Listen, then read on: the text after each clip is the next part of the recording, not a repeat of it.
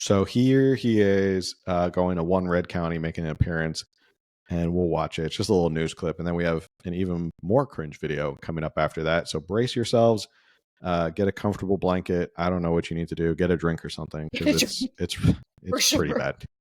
Do something. Just brace yourselves. We're giving you a warning. We might have to put a disclaimer before we show that video.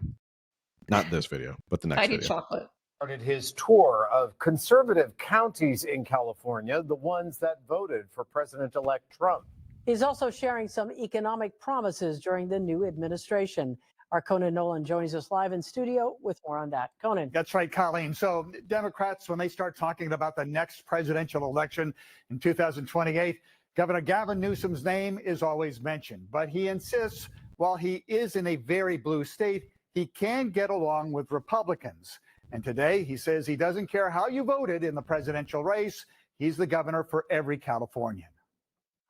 In his first news conference since the election, Governor Gavin Newsom today in the San Joaquin Valley, issuing an olive branch to those who voted for President-elect Donald Trump. I care about Trump supporters. I care about RFK Jr. supporters. I care about Tucker Carlson supporters. I care about all people.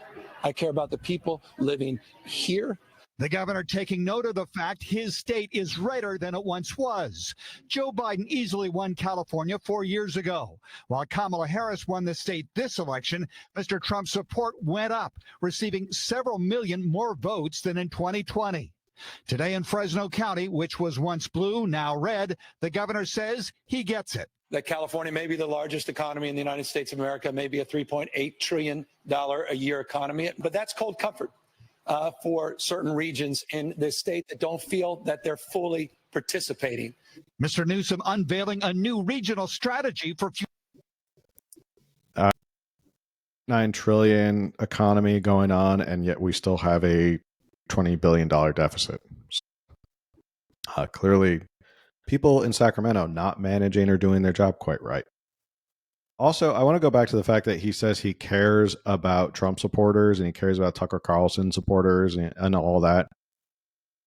With the amount of names that he called Trump supporters and Tucker Carlson supporters, especially during COVID, I highly doubt any of that, considering he called a lot of people, those who were spreading misinformation, those who didn't understand what, to his mind, didn't understand what was going on.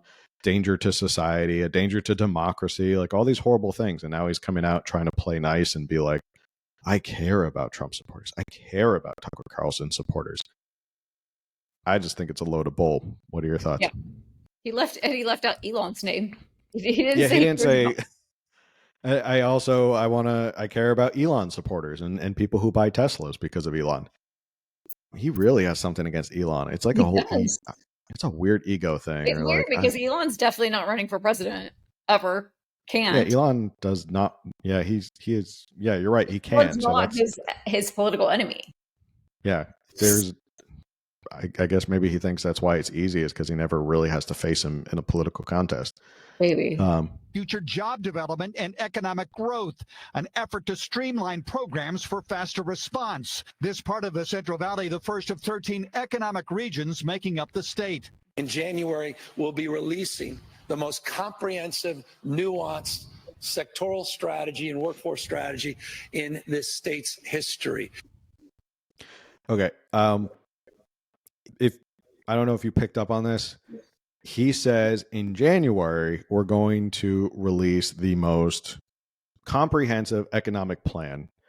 And then he holds up a binder and points to the binder, which if you're releasing the plan in January, what are you holding in your hand right now? I did notice that, and I had the same question. And I'm going to assume there's just a blank ream of paper in there. I think it's just a bunch of white paper. Hey, I understand plans take time, but especially on this, scale. But he acts like, here's the plan. We're releasing it in 6 weeks. Well, if it's so good and necessary, why are we waiting on this plan? Mm-hmm. Well, people are starving now. People can't afford Thanksgiving dinner now. That's the Newsom way. He says we're going to release this later, and then later never really comes. And later never comes. That binder's totally empty. That's. I looked at it, I was like, why are you saying you're going to release it if you hold it in your hands? Why don't you just release it right now? He has a lot of nice graphs behind him as well. I don't know what they say on him, but yeah, I guess I will wait with bated breath to see what his economic plan is for we're totally these going to places. talk about this in January. Yeah, if he does release it, we'll definitely talk about it. But well, if he doesn't release it, we'll be like, where is it? We'll be like, where was that economic plan that you promised those red counties that you said you cared about so much? It follows the governor's announcement of a special legislative session for what he called Trump-proofing the state based on what happened in Mr. Trump's first term. He vandalized our progress. He vandalized our programs. He broke the law. Courts adjudicated that. It's not an assertion. And so we are preparing for that. At the same time, the governor points out he got along well with Donald Trump during Mr. Trump's first term in office, even complimenting him on a rapid federal response to a series of state disasters. Mr. Newsom says he's tried to reach out to the incoming president, but has yet to speak to him. You're not his priority. So. I'm just imagining like Newsom's trying to call Trump's cell phone, and Trump is just like, send it to voicemail. Trump answers, and he's like, I'm here with Elon. Say hello to Elon, Newsom, okay? He's right here. I find it like, this is one of those things where Newsom talks out of both sides of his mouth. You can't go to a red county that voted for Trump and go, well, I care about Trump supporters. I care about Tucker Carlson supporters, and then turn around and go, but I'm gonna Trump proof the state. So the president that you cast your vote for you will feel no effects from what you voted for, what you chose, what you went to the ballot box for. I'm going to make sure the state is Trump proof. Now I know he can't make everything Trump proof, but it does kind of say to those voters like, sorry, like I know you voted for this guy, but and I know that's what you want is him as president, but I'm going to make sure the state doesn't feel any benefit from any of his policies that you rightfully voted for. Right.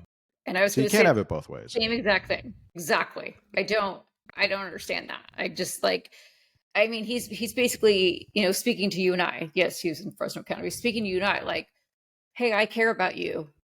Mm-hmm. You're a Republican. I care about your vote. I'm going to make sure that we Trump-proof this state. And again, that's condescending. And he's like, I know you voted for Trump, but you were wrong. Don't worry, I got this. I'll make sure it's taken care of, even though you don't know that you voted wrong, but I'll make sure. Yeah, it is. You're right. It is condescending, and it's also tone deaf of the fact of like, okay, a lot more of California went red and for Donald Trump this election cycle. And also, as you pointed out, and you posted about it, and we collabed about it, that California has been getting red since Brian Dahle ran for governor, and he won the most votes of any Republican gubernatorial candidate since Arnold Schwarzenegger. And the map looks almost identical. So these counties, this is held for the past 2 years. Like these counties are getting more and more red. And to have your governor come out there and lecture you about, we have to Trump-proof the state. Obviously, he's such a horrible person. We can't get along on all these policies. The policies that you voted for, I can't get along with. So I'm going to Trump-proof the state. Hey, thanks for checking out the California Underground Podcast. If you enjoyed that clip, make sure you subscribe, like, share, review, comment, all that stuff that helps with the algorithm, helps people find us more.